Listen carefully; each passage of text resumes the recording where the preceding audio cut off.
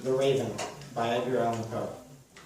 Once upon a midnight dreary, while I pondered, weak and weary, over many a quaint and curious volume of forgotten lore, while I nodded, nearly napping, suddenly there came a tapping, as of someone gently rapping at my chamber door. "'Tis some visitor," I muttered, tapping at my chamber door. "Only this, and nothing more." Ah, distinctly I remember, it was in the bleak December, and each separate dying ember wrought its ghost upon the floor. Eagerly I wished the morrow, vainly I had sought to borrow from my books surcease of sorrow, sorrow for the lost Lenore, for the rare and radiant maiden whom the angels name Lenore, nameless here forevermore. And the silken, sad, uncertain rustling of each purple curtain thrilled me, filled me with fantastic terrors never felt before, so that now, to still the beating of my heart, I stood repeating, "'Tis some visitor entreating entrance at my chamber door, some late visitor entreating entrance at my chamber door. This it is, and nothing more." Presently my soul grew stronger, hesitating then no longer. "Sir," said I, "or madam, truly your forgiveness I implore. But the fact is I was napping, and so gently you came rapping, and so faintly you came tapping at my chamber door, that I scarce was sure I heard you. Here I opened wide the door. Darkness there, and nothing more. Deep into that darkness peering, long I stood there, wondering, fearing, doubting, dreaming dreams no mortal ever dared to dream before. But the silence was unbroken, and the stillness gave no token, and the only word there spoken was the whispered word, Lenore. This I whispered, and an echo murmured back the word, Lenore. Merely this, and nothing more. Back into the chamber turning, all my soul within me burning, soon again I heard a tapping somewhat louder than before. "Surely," said I, "surely that is something at my window lattice. Let me see then what thereat is, and this mystery explore. Let my heart be still a moment, and this mystery explore. 'Tis the wind, and nothing more." Open here I flung the shutter, when with many a flirt and flutter in there stepped a stately raven of the saintly days of yore. Not the least obeisance made he, not a minute stopped or stayed he, but with mien of lord or lady, perched above my chamber door, perched upon a bust of Pallas just above my chamber door, perched and sat, and nothing more. Then this ebony bird beguiling my sad fancy into smiling, by the grave and stern decorum of the countenance it wore, "Though thy crest be shorn and shaven, thou," I said, "art sure no craven, ghastly, grim, and ancient raven, wandering from the nightly shore. Tell me what thy lordly name is on the night's Plutonian shore."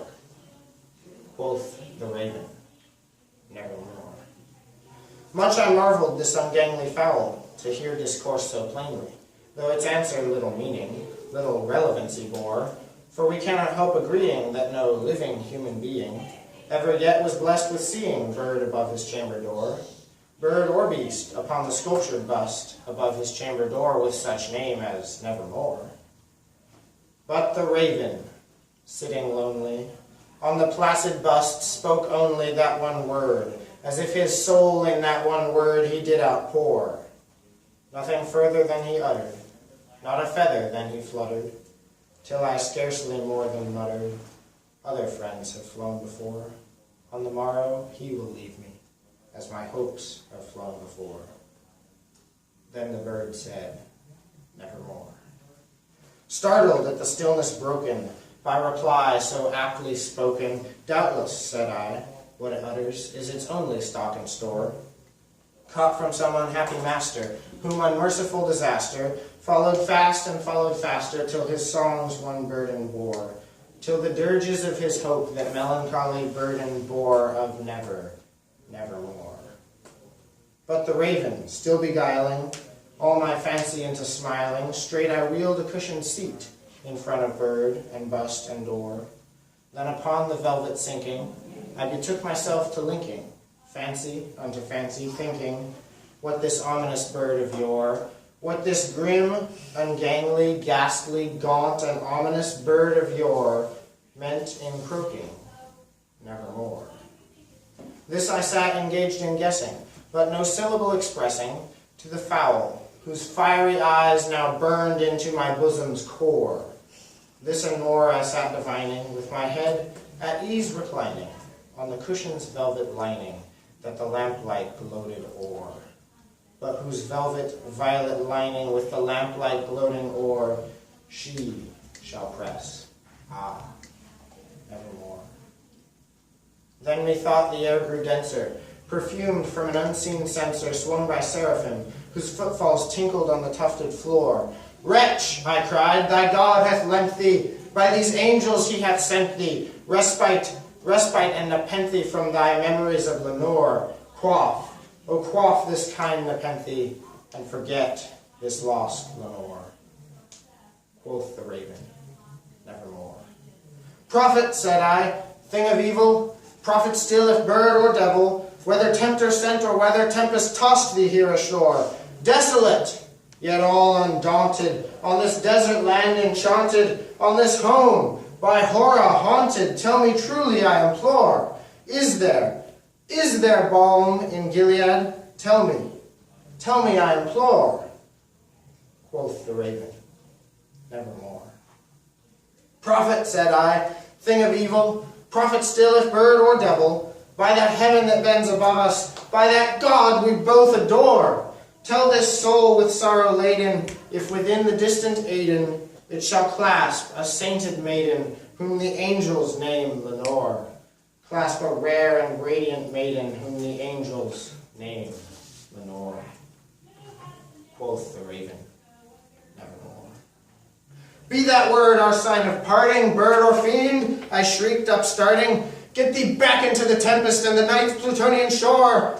Leave no black plume as a token of that lie thy soul hath spoken. Leave my loneliness unbroken, quit the bust above my door, take thy beak from out my heart, and take thy form from off my door. Quoth the raven, nevermore.